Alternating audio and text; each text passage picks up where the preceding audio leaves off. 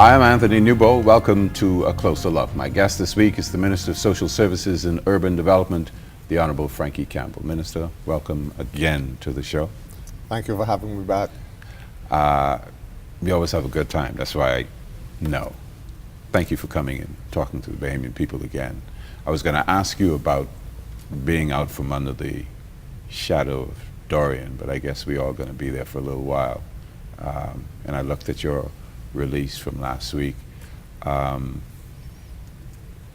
What made you decide, you, the ministry, what made you decide to explore this option of moving people out of those shelters?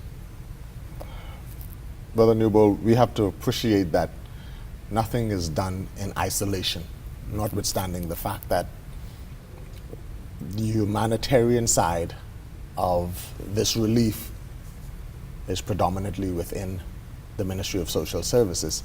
Mm-hmm. We have to ensure that the collaboration with all the other ministries factor into our decisions. Mm-hmm. And so you would appreciate that the Campbell G.L. Isaacs Gymnasium is an integral part of our sporting culture, is an integral part of, for example, Hugh Campbell is being announced and advertised for next month, I think around the 17th.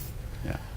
That is an event for the past however number of years have Decades. been held in the Campbell G.L. Isaacs Gymnasium. Yeah. And so having persons there through no fault of their own has impeded and interrupted a number of events that would have already been scheduled, that are long-standing. Mm-hmm. And so we're satisfied that it is time. It's time to do it. In the first instance here, we're talking about moving how many persons to the Ponciana Inn? Right now, there are in excess of 280 persons at the Campbell G.L. Isaacs Gymnasium. Mm-hmm.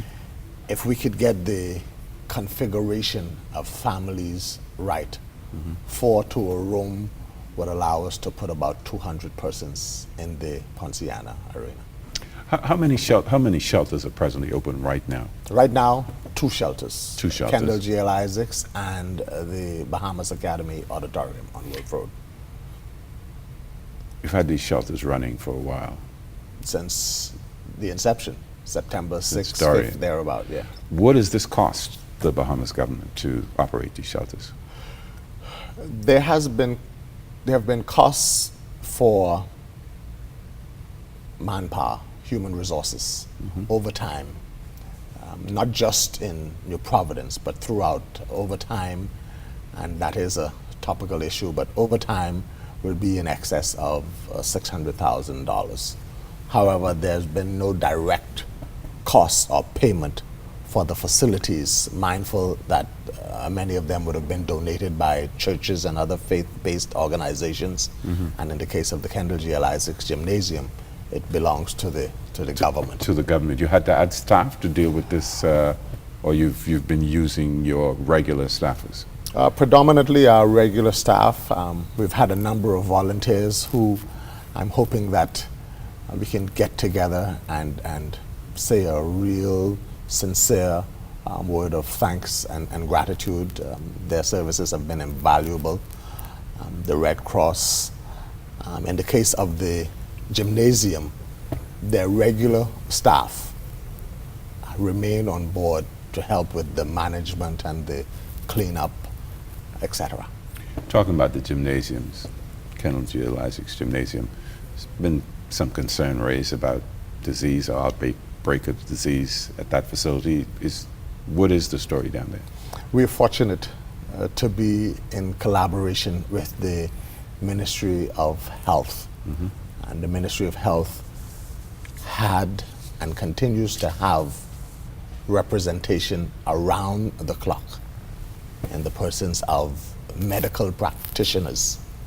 And so there have been isolated incidents, but I've had the continued assurance of the Minister of Health that there has been and there is no outbreak of any communicable disease in the gymnasium. Talking about the gymnasium still, we're going to stay there for a minute. allegations. You know how the stories go. Some allegations about corruption with overtime and unsanitary conditions, you know, bad treatment of those people in there. Speak to me about that, because, again, those are concerns that some people have raised. Well, let me speak about the question of overtime. It is a burning question, and there is no doubt in my mind that there have been many hours of overtime worked. And those persons are rightfully anxious to be paid. But there must be checks and balances. In the initial aftermath, there was a question about, is it actual overtime? When were government offices ordered closed and then reopened? And so you would imagine that during the closed period, any work was overtime. Yeah. And then when government offices would have been ordered open, only the after 5 p.m. is considered overtime. Yeah. And so there had to be some checks and balances to ensure that persons got what was entitled to them, no more, no less. Because at the end of the day, questions will be asked, particularly relative to the finances. There will be audits, and persons who are responsible for authorizing these funds want to know that they can substantiate and stand by the decisions that were made. So I want to assure all persons that are concerned about overtime, it is coming. It is coming in the soonest time, maybe as early as this week. Maybe as early as this week. Yes. Abusive behavior, unsanitary conditions, any validity to those charges? You know, you get 4 or 5 persons together and they have a meal. If they don't clean up after themselves, there is an immediate mess. And so think about 300, 400, 500. Yes, there were times when there was a mess. And there were times immediately afterwards, even immediately after, imagine you clean up after breakfast, and then there is lunch and a mess is made. So there's a continuous mess being made, but there was continuous cleanup. We had to increase garbage collection. We had to increase electrical generation. We had to increase water supply, because this was an unprecedented situation that we had not prepared for. So it was fluid, and we adjusted as situations arose. I think being able to have that many persons in such closed quarters and maintain order, prevent fights, prevent arguments. There were a few. You have situations where only 2 persons are together and there's an argument. At home. But whatever arose, we were able to deal with it. Our people were able to deal with it and contain it, and we are where we are, and I'm proud of where we are. I'm proud that there were lessons to be learned, because I'm satisfied, based on the scientists, that we're going to have future occurrences, and we would have learned enough to help us should we be faced with the same situation. Because you're going to have to do something again, yes, in all likelihood. Yes. Talking about those shelters, any illegals there? Because again, there were some illegals in the shelters. Yes. A lot of them, according to some people, they just walked out and went about their merry way. Mr. Newbold, that is a question that comes up from time to time. In the immediate aftermath of Hurricane Dorian, the concern was for human life, human safety. The Ministry of Social Services is the humanitarian arm of the government. As such, we're concerned primarily with the 3 basic needs of man: food, shelter, and clothing. We responded to that call. We gave certain assurances that in the event of a disaster within the territory of the Bahamas, we will do what we can for who is here. And so as the as the Ministry of Social Services, we did not attempt to single out or to determine who is who, other than there is a human being in need of assistance, and we assisted. Keep the thought. We got to take a break. Go ahead. We'll finish it when we come back. We'll be back. We'll be speaking with the Minister of Social Services and Urban Development, the Honorable Frankie Campbell. We'll be back after this.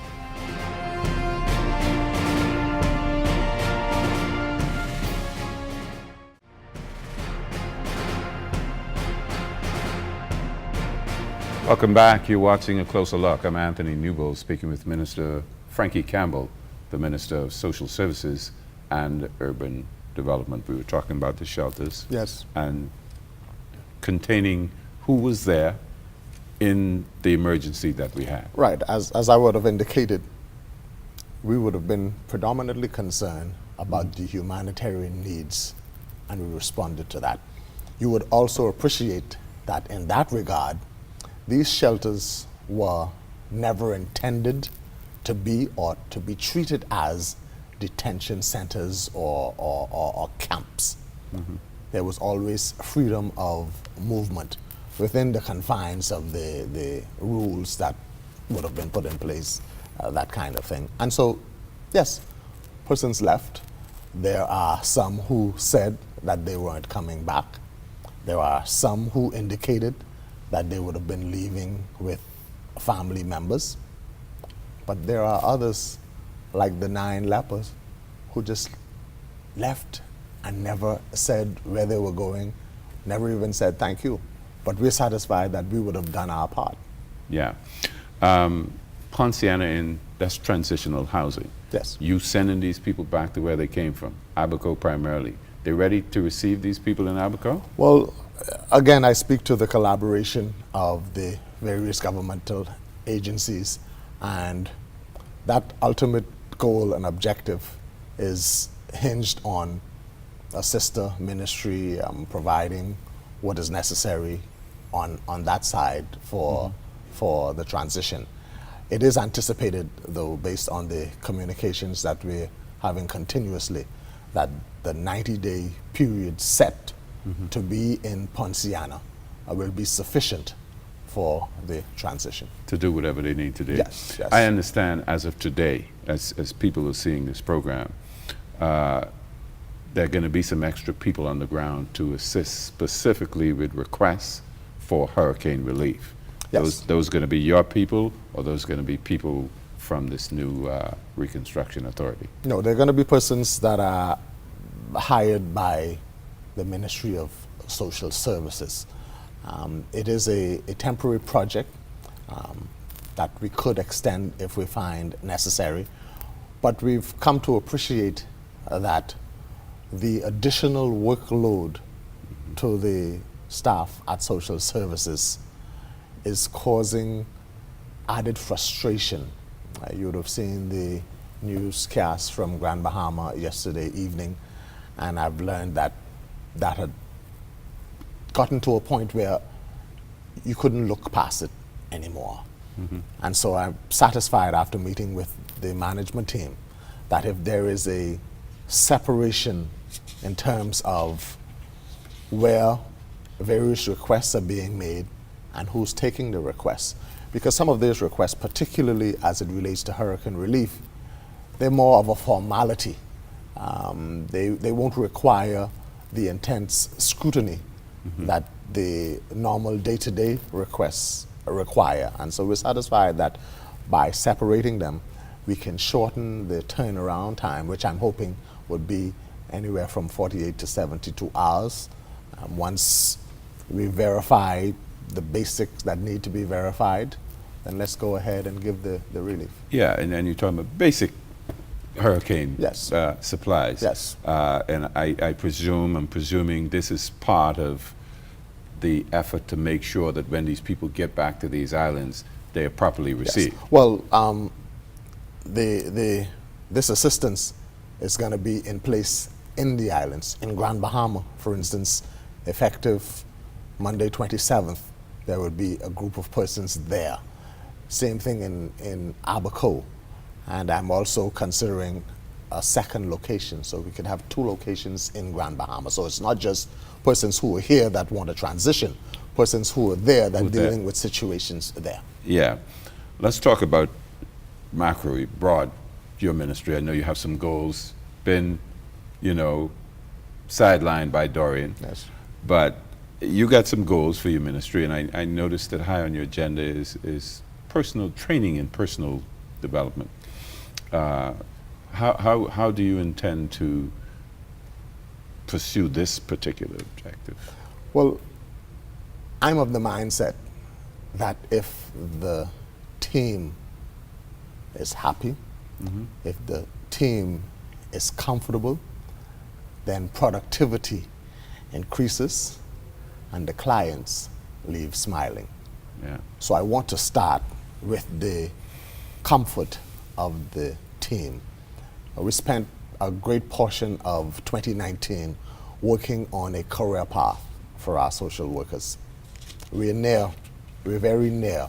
We're so confident that we would resolve it within this fiscal period, that the funds are in the 2019-2020 budget. We're only trying to fine-tune some small details. So that is the first thing we want to do, change the career path. That would increase salaries because they would go up to a different salary scale. There is a title we have there, Trainee Welfare Officer. We need to get rid of that. So we're working to get rid of that. Imagine someone being on a job for 10 years, 15 years, and they're still being referred to as a trainee. That not title, good. It's not good. That title is not good for morale. Yeah. And we're making some other adjustments. We're also looking at the flow, if I could use that term, the way things happen from the point of application to the point of the service being rendered. And we realize that there are some things we can do in the middle to remove the bottleneck, which reduces the frustration for both the service provider and the person seeking the service. We're going to talk some more about this, but we got to take this final break, and we'll be back in a moment with the Minister of Social Services and Urban Development, the Honorable Frankie Campbell.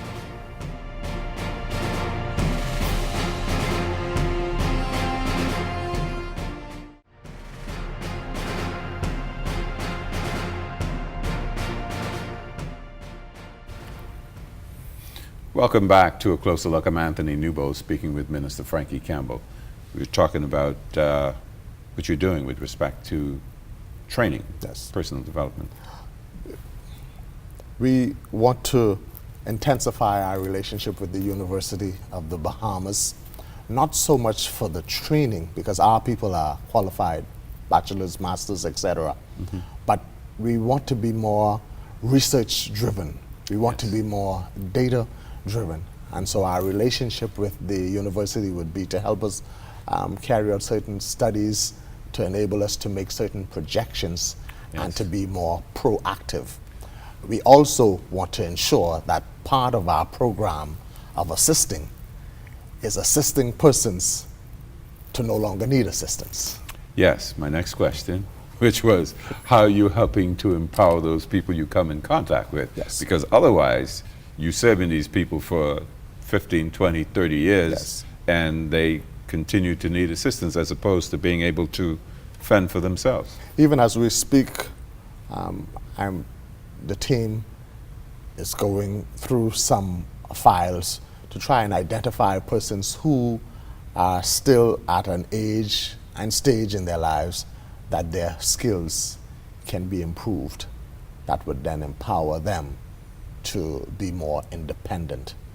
That would then cause them to be removed from the assistance program and maybe help us to assist others. Yeah, and you're talking about your relationship with other agencies, etc. Yes. Because I'm thinking there's some people you come in contact with. Maybe you can arrange to have them take courses, whether it's plumbing, drafting. You know, persons just need to be sufficiently inspired to consider the many options that are available. Small business development funds are available, grants are available, It may require improving your skill. It may require getting certain certifications. We're prepared to help with that and to collaborate with the various agencies to drive persons in the right direction. We talk about broadly about assisting persons. We also talk a lot about young people and children, which is important. Yes. What are you doing with the old people? There's a special place in my heart for our senior, more experienced persons. First of all, I have a great sense of gratitude for the contributions that they would have made. I'm ensuring that they get the respect that they deserve. I'm pleased to say that the legislation for the protection of older persons is now at the Attorney General's office for their final review. And I'm hoping that within this fiscal year, which means between now and July, we can lay the draft on the table of the House and send it out for consultation. We're also doing the same thing with the legislation for the protection of persons with disabilities. And again, as you move forward, and this is a very important question, one that we've gotten from our online viewers, that you are going to be driven by data. Yes. Because the decisions that you make, Yes. because people question decisions that everyone makes, certainly that governments make. How did you come to that decision? Well, I was taken aback to find out that in some of our institutions, in some of our centers, not just in social services, but throughout the government, persons are still writing in those big blue books. Yeah. This has allowed, in some instances, are being exploited, where persons go from one center to the next center to the next center, and they get the assistance that they would not have gotten had we been digitized and been able to pick up from entry that this is Frankie Campbell, who's just been to the center on Wolf Road and who was assisted. And so if people behave the way we behave when we go to the buffet, there may be a situation where not enough is left for someone who really needs. Yeah. And so this is the kind of data that will help us to ensure that the playing field is level, that no one falls through the crack because we're able to check on them even if we don't see them. And of course, you're talking about data to reconfigure, however you have to do it, the ministry to meet the needs of a 21st century Bahamian. Yes, yes. All right? And so I've promoted partnerships. We continue to invite partnerships. That is going to be the one thing that gives us the ultimate success.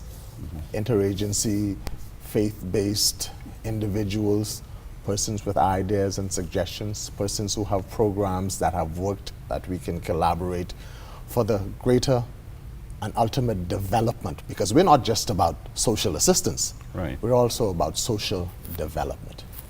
Thank you again, Minister, for coming. And thank you for watching A Closer Look. Remember, you can watch us on Facebook and YouTube. We've been speaking with the Minister of Social Services and Urban Development, the Honorable Frankie Campbell.